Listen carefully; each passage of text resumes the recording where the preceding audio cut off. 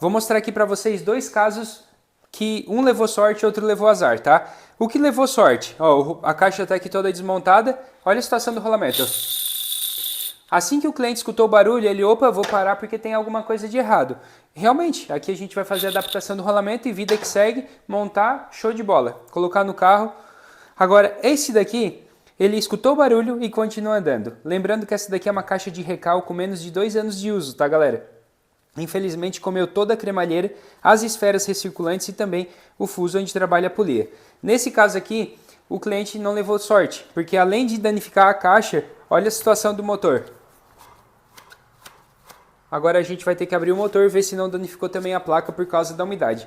Então uma dica, se você escutou algum barulho na caixa de direção elétrica do seu carro, principalmente se for Ford, Focus ou Fusion, fica atento que pode causar um prejuízo bem grande para vocês. Envie a caixa de vocês para a gente que a gente faz o conserto.